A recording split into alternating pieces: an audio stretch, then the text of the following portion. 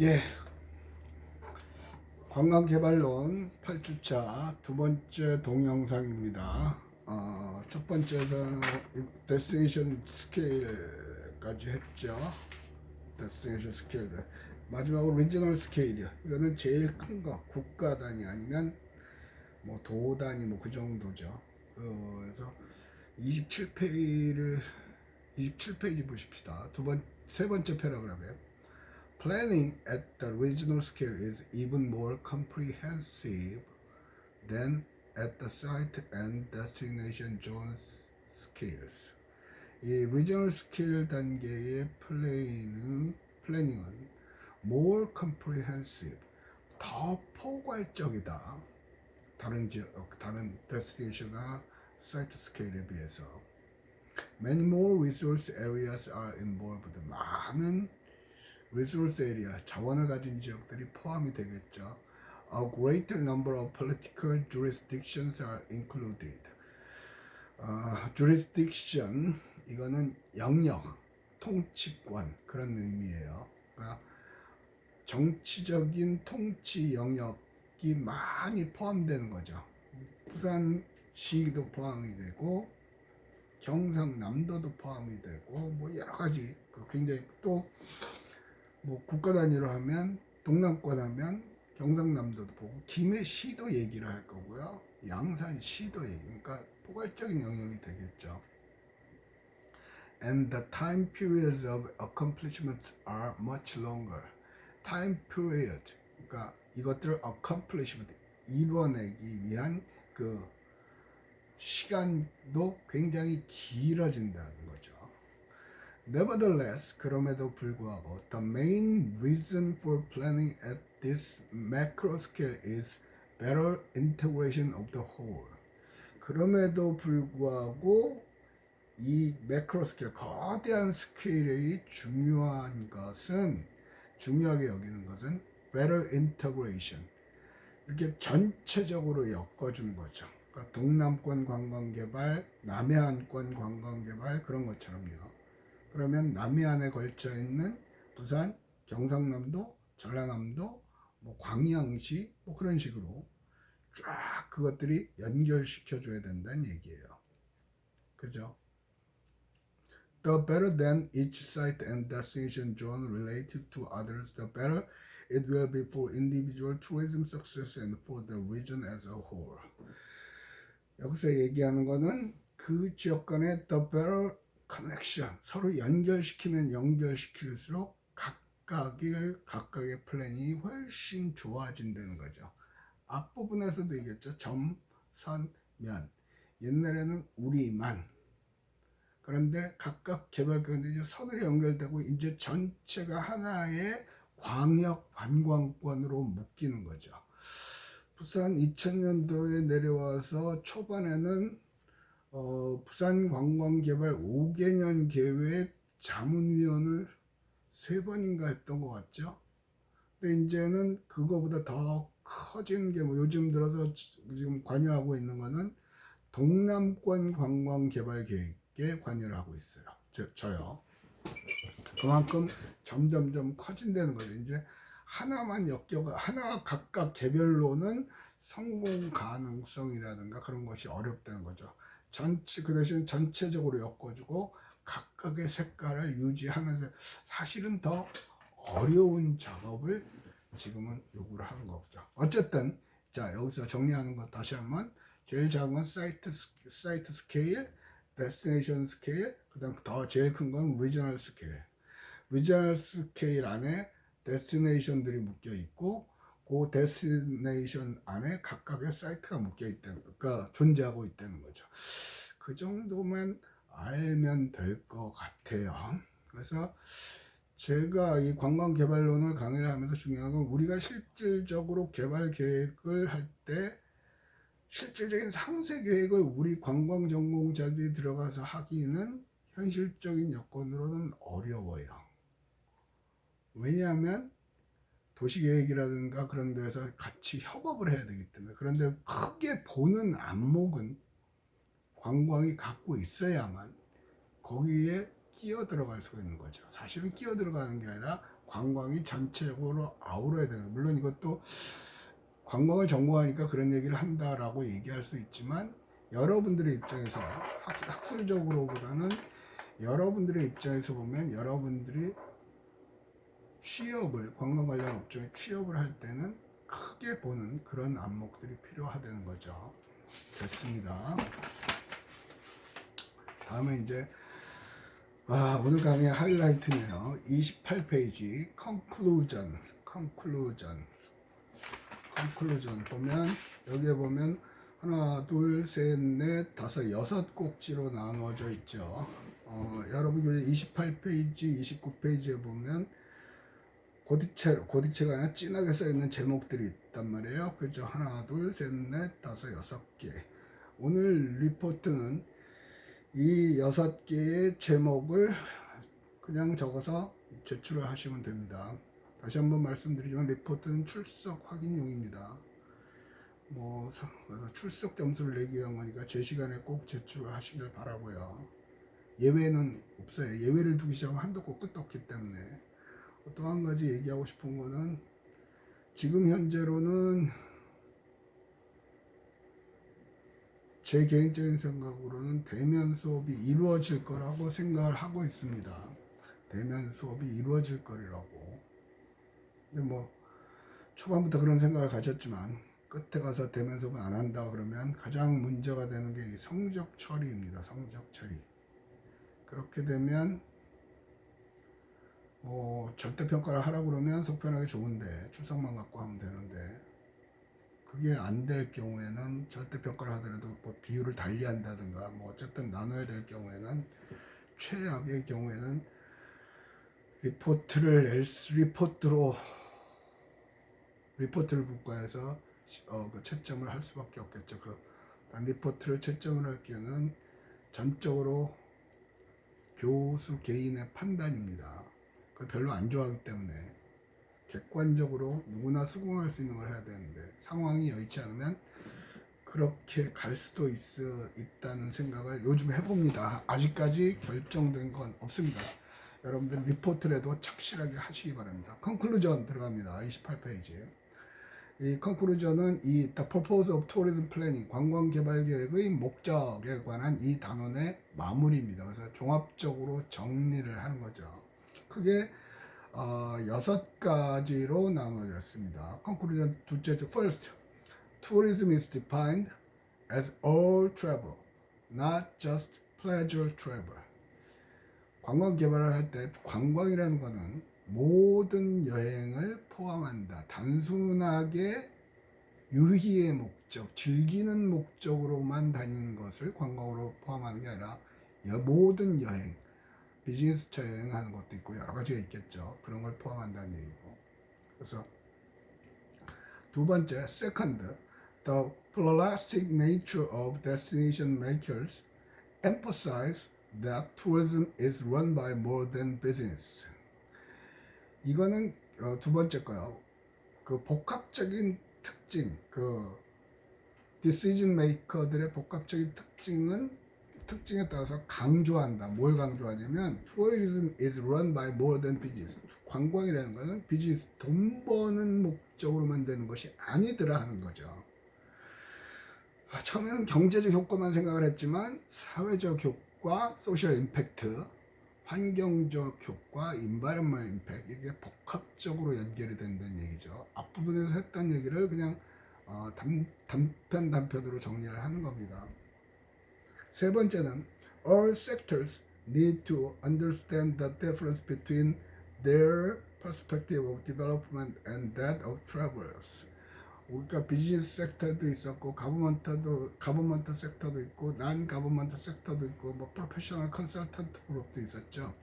그 모든 섹터들은 이해를 해야 된다. 뭘 이해해야 되냐면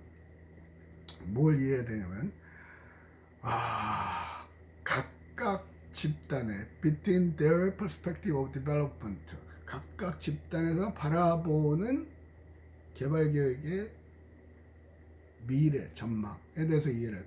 그래야 서로 상호 연결합니다. 그 다음에 여행객들이 바라보는 관광개발에 대해서도 이해를 해야 된다는 얘기죠. 그런 퍼스펙티브를 가져야 되는 거고. 그 다음에 네 번째, first. 그렇죠.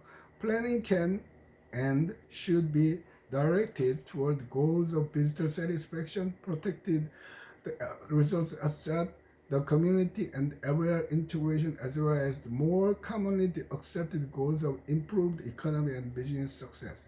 앞에서 얘기한 네 가지 골 있죠. 네 가지 골. 여기서 첫 번째 뭐냐면 관광객의 만족, 그다음에 protected 자원 보호, 그리고 지역 사회와 지역 간들의 결합 뿐만 아니라 지역 경제 활성화, 이것이 네 번째 목표고요. Fifth, 다섯 번째요. The important 어쩌고저쩌고인데 끝에 있어요. Emphasizing today's greater public involvement in planning. Public involvement. 많은 사람들이 참여하는 거죠. 많은 사람들이 퍼블릭, 일반 시민들의 참여를 유도를 해야 된다는 얘기예요. 그런 것들이 쫙 있고요. 그래서 제목들만 다시 오늘 뺏겨 쓰려는 거, 제목 첫 번째 거, Planning should encompass all travel. 모든 여행객들을 포함한다는 거죠. 번역해서 내는 거 아니고 원문 그대로 적어서 내시면 됩니다. 두 번째 거는 Planning must predict a better future. Planning은 must predict, 예측할 수 있어야 된다. 뭘? 더 나은 미래를 예측할 수 있어야 된다. 다 먹고 살자고 하는 거죠. 그러니까 경제만 뿐만 아니라 관광객의 만족, 그런 거예요. 또 지역사회 간의 연결, 그죠? 됐고요. Both planning and plans are needed for tourism today. 플래닝은 요즘 필요로 하는 것이다. 29페이지 갑니다. 그래서 29페이지 맨 위에 거에서 위에서 셋째. However, to be most effective, these plans should be coupled with a system of ongoing planning. 이게 효율적으로 이루어지려면 to be most effective with these plans, 이러한 계획들이 효율적으로 이루어지려면 should be coupled, 연결지어져야 된다 with a system of ongoing planning. 그러니까 지금 현재 진행되고 있는 계획과 연결지어야 된다. 예를 들면 지금 현재 진행되는 계획과 연결이 안 되면 따로 놀고 다시 원점부터 시작해야 되는 그런 것들이 있죠. 그러니까 쉽게 예를 들게요. 서병수 시장 할 때 버스 전용차로 만들기로 시작을 했죠. 계획을 세워놓고, 그죠? 말도 많고 탈도 많죠. 어쨌든 하고 있었어요. 근데 또 오거돈 시장이 되면서 전임 시장이 한 걸 막았죠. 그래서 공청회를 하네. 그러고서는 어쨌든 다시. 그러니까 그렇게 되면 시간 낭비, 돈 낭비, 여러 가지 문제들이 생긴다는 얘기예요. 그 정도만 아시면 되고. Planning must incorporate, 그러니까 economic development must not be an exclusive goal of planning. Economic development, 경제적인 개발이 must not be an exclusive, 배타적인 개발 계획의 배타적인 목적이 되어서는 아니 된다. 그러니까 계속해서 그걸 강조를 하는 거죠. 경제, economic development, business success, 그것이 유일한 목적, 배타적인 유일한 목적이어서는 아니 된다는 얘기죠. 그죠? 쉽게 말하면 어촌 관광 개발을 한단 말이에요. 기장 어촌 관광 개발, 그런 거. 돈 버는 것만 목적으로 하면 거기 싹 뭉개버리고 깔아버리고 거기다 비유 끝내주는 펜션 짓고 호텔 짓고 대규모 리조트를 만들면 돼요. 돈 벌겠죠. 그건 옛날 방식이란 말이죠. 그럼 만약에 그렇게 한다면 그 지역에 사는 어민들의 삶은 어떻게 되는 거예요? 문제가 심각해지겠죠. 그런 거예요. 그래서 과거에 어촌 관광 개발 계획에 많이 참여를 했습니다만 최근 들어서 어촌 관광 개발에 개인적으로 참여하는 건 없는 것 같아요. 한동안 복합 어항 개발하고 막 그랬던 것 같은데, 그럴 때 제일 먼저 하는 게 뭐냐면 요트 정박 시설을 만든다고 그래요. 그러면서 그 어부들이 배를 대고 그물을 널어서 말리고 어구들을 수선하고 하는 곳을 싹 정비를 해서 요트 계류장을 만든다고 그러죠. 그러면 그 사람들은 어떻게 가요? 그 뒤로 또 밀려가야 돼요. 그러면 결국 어촌 어항을 개발한다는 것은 그 지역만의 독특한, 도시에서는 볼 수 없는 독특한 경관들을 가지고 있기 때문에 그걸 보고 그걸 느끼기 위해서, 그걸 체험하기 위해서 관광객들이 가는데, 그 큰 틀은 없어지고 돈 버는 시설들만 만들어 놓으면 그것들이 마을 뒤로 넘어가 버리죠. 아니면 바다에 가까운 데서 어부들이 그걸 들고 저 꼭대기까지 올라가야 돼요. 그럼 어업 자체가 황폐화되는 거죠. 이해가 되시죠? 무슨 말씀 드리는 건지. 그래서 돈 버는 목적으로 관광 개발을 하는 거는 결코 용납이 안 된다는 거죠. 그래서 요즘 강조한 건 지역민들의 삶의 질이에요. 그래서 한동안 그 GD인가요? 그 제주도 애월에다가 카페 만들라고 난리 쳤었죠. 그러면서 그 애월읍이 몽창 외지인들 사람들이 들어와 가지고 카페 만들었어요. 지금은 GD가 그 카페 팔고 나서 거의 황폐화됐죠. 지역민들도 삶도 날아가 버렸어요. 외지에 돈 있는 사람들이 와서 땅을 사고 집을 사고, 그런데 더 이상 사람들한테 인기가 없으니까 흐지부지 거의 폐허가 되다시피. 그러니까 그거는 결코 바람직한 관광 개발 계획이 아니죠. 개발 계획의 초기 단계에서부터 앞에서도 얘기한 대로 큰 그림을 그리고, 돈 버는 게 유일한 목적이 아니라고 그랬죠. 이걸 통해서 지역민들의 삶의 질을 향상시킬 수 있는 방안까지도 고민을 해야 돼요. 그런데 지금은 유행을 따르다 보니까, 그러니까 그런 경우도 많죠. 전주 한옥마을 같은 경우도 지역민들의 삶, 안동 하회마을 같은 경우도 그렇고요. 감천 문화마을도 그렇고요. 영도 가면 흰여울 문화마을도 그렇고요.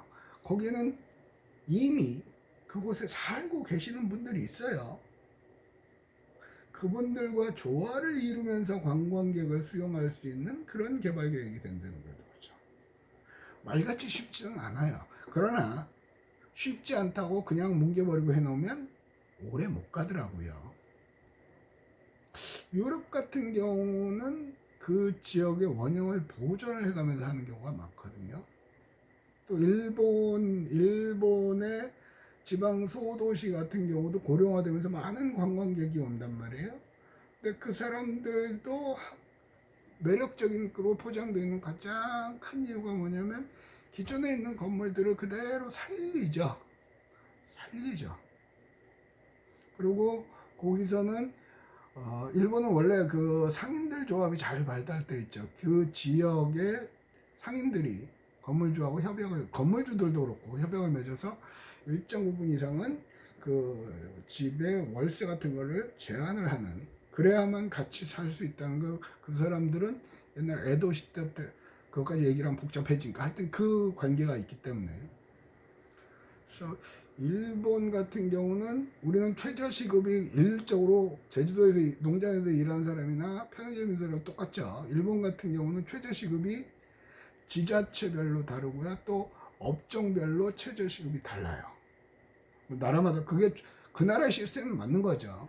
근데 우리는 그렇지가 않다 보니까 사업을 하시는 분들은 최저임금을 올려가지고 힘들었다고 얘기들 많이 하시고, 반면에 또 최저임금을 받는 사람들은 근로자들은 근로자들대로 불만이 많고. 그러니까 그게 왜 그러냐면 급격하게 발전을 하다 보니까 그런 현상들이 생겼어요. 어쨌든 뭐 나중에 얘기하고. 자, planning must incorporate all three sector of tourism. 여기서 three sector는 앞에 네 가지 섹터 중에 저기 프로페셔널 컨설턴트 그룹만 뺀 거예요. 그래서 첫 번째 비즈니스 섹터, 그 다음에 non-profit organization, government 섹터. 정부의 역할도 있었고 했었잖아요. 비즈니스 섹터, 돈 버는 그룹, 상인들, 그죠?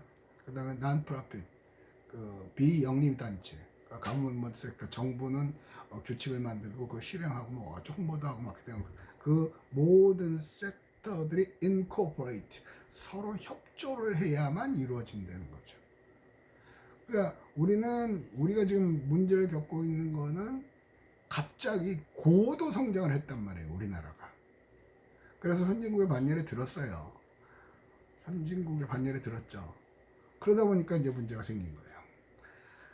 실패를 겪으면서 그 실패를 해결하고 그 다음 단계로 가고 해야 되는데 우리는 앞만 보고 달려왔기 때문에 뭐 햇소리 하면 잘라내버리고 그냥 가! 뭐 그런 식으로 해버렸기 때문에 이런 결과가 나오긴 했어요. 어쨌든 뒤에 나가면서 합시다. Planning process today are becoming much more interactive.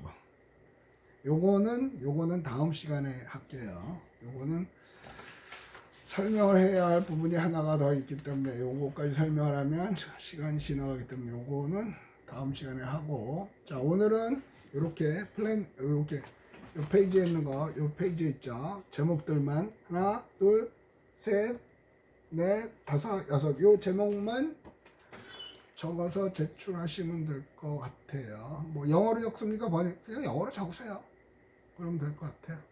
그래서 그렇게만 하시면 될 것 같고, 어쨌든 요거로 관광개발계획론 8주차 두 번째 동영상 강의를 마치도록 하겠습니다. 자, 안녕. 자, 끝.